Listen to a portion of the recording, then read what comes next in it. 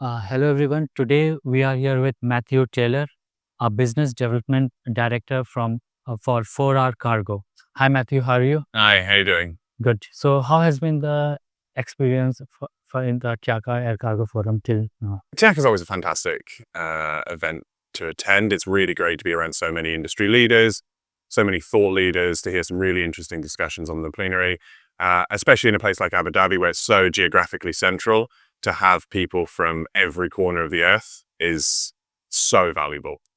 So for us, it's a highlight of the year. So just came across the company's name 4RCargo. Mhm. So can you walk us through the founding of 4RCargo and how your 4R values responsible, reliable, resilient, and remarkable shape the company culture? Definitely, yeah. So 4RCargo, we only set up 4 years ago. We were actually set up, so our management team, our founding team, we were all ex-airline employees. And having dealt with a number of GSAs over the years, we said, there must be a way to do this different. Right. There's a real feeling that GSAs are, holding on to a world gone. And especially when we were in the middle of COVID and everything was turned up on its end, we said, there's a better way of doing this. And what do we mean by there's a better way? What are we struggling with? And that influenced our 4 key valuables. Reliable, responsible, resilient, remarkable. These were things that when we as airline employees were looking at GSAs, we were looking to see, is this partner resilient in a changing world in the middle of a pandemic? Is this partner responsible? Are they doing something remarkable? Are they doing something different beyond just what's expected, what's typical? And we said, we couldn't find any GSA who was ticking all of these boxes. And we said, well, there's our chance. This is what we're here to do. So as a GSSA working on behalf of airlines, how do you maintain value and responsiveness for your freight forwarded customers while balancing the airline's commercial interests? I think it's, again, this kind of comes back to one of our founding principles, where I think so many GSAs and GSSAs see the forwarder as their customer and the airline as their product.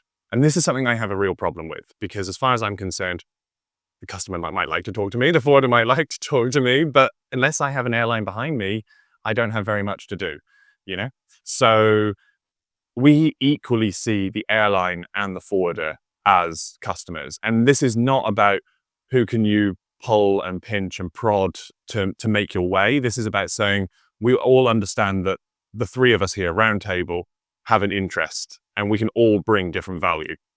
And so this is the thing, especially in a market like Central and Eastern Europe, where big manufacturing sites, China +1, nearshoring is a huge important part of the Eastern and Central European economy. But these manufacturing sites don't sit at big airports. The factory is not opposite Frankfurt Airport, is not opposite Vienna Airport. So what we say is, we can make a complicated and fragmented market simple for the airline, whilst also on the forwarder side, they're getting the bespoke service and the local service that they need. So given your current focus on Czech Republic, Poland, and Slovakia, and the ambition to expand in Eastern Europe, what are the key market factors you evaluate when entering a new territory? We look at starting from like a macroeconomic perspective, China +1 is a really big part of our industry and a really big part of our region. As manufacturers diversify their supply chain, we're very much at the heart of where are these decisions being made? How are these movements coming either back to Europe or being expanded either from Western Europe to manufacturing bases in Eastern Europe where there's high skill, better value,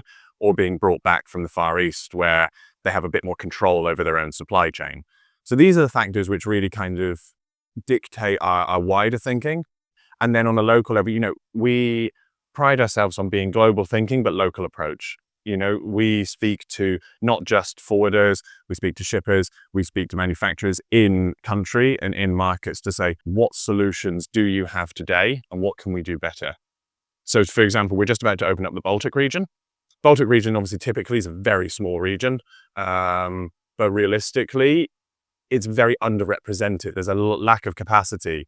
And doing market research and talking to shippers there, they're saying, we wish there was more options. We wish there were more chances for us to move our goods out of this. And we say, this is perfect. This is a perfect market for a product like ours. So with the boom in cross-border online retail, how is 4RCargo adapting its air freight services to support e-commerce business? E-commerce is obviously, I fully believe that everybody you could ask will have a completely different notion of what e-commerce truly is. In Eastern Europe, it's a really important part of the current air freight market, and how that develops, I'm going to be really interested to see for two reasons. Number one, global tariffs, changing demand and supply is going to dictate a lot of these changes, and who can forecast that? Well, I'd love to be able to, but I don't have a crystal ball. But within Eastern Europe specifically, this is really important for two reasons. Number one is the actual demand that's coming in and out. E-commerce is huge out of China, a lot of it coming into Europe, and a lot of it coming out of Europe into the US as well. So it's really changing traditional trade lanes. Secondly, the biggest impact from a European perspective is the changing capacity.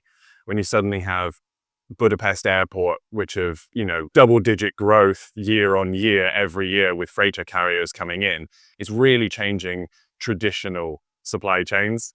And how we respond to that is to assess, okay, this is what we know to be true, and this is what we think might be possible. And it's about keeping in close contact with local players and the guys on the ground to say, how can we match these two priorities?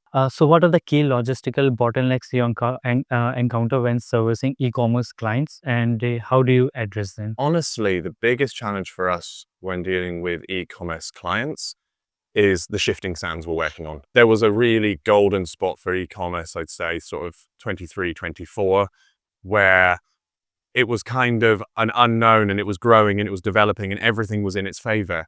Now, this year, especially in 2025, the biggest challenge has been not what is it we're selling or who's moving it or what, we can adapt very well as an industry and as a region in Central and Eastern Europe to that. What we struggle, I think, as an industry to develop to is how do we match what we're doing today and supply chains that we're building every day? How can they be suddenly influenced by changing geopolitical situations? And that is the one which is most difficult to forecast, and it's also the one which is most challenging, I'd say, when servicing e-commerce. So how does 4RCargo integrate digital tools or platforms to enhance service or online retailers? I think the thing is with this is there are two approaches. Number one is what makes sense to digitalize and what makes sense to create efficiencies and to make better, and what can you not compromise on? Okay. And I think what you cannot compromise on is the human relationship. You cannot compromise on having a person on the end of the phone when something goes wrong, having a person you can call to say, help. Having a person on the end of the phone when it's Friday night and someone needs to get something away and she'll ring us up and there's someone there willing to help. We cannot compromise on that. But how we integrate tools, what we can do on a much more effective basis is in the back office to make sure that we're getting the analytics, the data capture that we need, that we can get a log of what needs to be, what needs attention. This is where the digitalization. So we've just invested in brand new CRM and capacity management tools, Sugar CRM. That drives a lot of our business now. And the reason for that is it's a single stop shop where we can see what are we moving, what's currently underway, where are the problems, and what's the customer interaction and how is the customer enjoying this? And that makes us, and we've had feedback from customers which said this has meant we're much quicker and much more proactive to respond to customers as a result. So looking at the new markets and territories, how do you prioritize which e-commerce geographies to enter and what competitive differentiators will you bring? It's a difficult topic to talk about. How do we build new geographies based off of e-commerce? Because like I said, we're working on shifting sands a lot of the time. And this, while something today might be fantastic, maybe tomorrow it's not so fantastic. And because these are not stable, traditional paths, it's a lot more difficult. So I'd say drives a lot of the interest and it drives a lot of the kind of indicative exploration stages of opening new markets. But on its own, it needs to be supported by growth in other areas as well. I don't believe that e-commerce in itself is still enough of a driver to completely upend fully established trade lanes, right? So from your perspective, what are the top 3 trends in e-commerce logistics over the next 3 to 5 years that air cargo operators and GSA must prepare for? I think the path to profitability is going to be a huge part over the next 2 or 3 years. There, as an industry, we have adapted very well But like I said, because these are not long established, a lot of actors within the e-commerce arena are not at 100% profitability. So the path to profitability is going to be a really key. And what's that going to mean? It's going to mean squeeze on prices where possible. And we've seen some very, very low rates. But is that going to be squeeze on rate from the shipper side, or is that going to be squeeze on rate from the airline side? Who knows? But this is, what we have built so far needs to now become sustainable, and sustainable economically, but also sustainable environmentally. So I'd say that's probably the second biggest one, is how is regulation and government going to respond to this whole new arena, which 10 years ago, no one could have envisaged. Right. So coming to my last question. So what strategic initiatives or innovations can we expect from the company in the next 3 to 5 years to make a meaningful leap toward your goal being the number one GS in the market? I said the things you can expect are a much more direct to market approach. This is going to be the biggest change that we're making, where we want to challenge how GSAs and airlines talk and interact with their customers. This comes from two reasons. Number one is that it's a changing market, it's a changing world, and post-COVID, we're not just going back to normal. And for us, normal is not normal. Okay. We were founded in 2021 at the height of the pandemic, and we are used to, that's why resilience is so important to us, because we're so used to tomorrow everything changes. That's very much built into our psyche. But secondly, there's a new generation coming into the workforce, and they interact and they work in different ways than we did pre-COVID.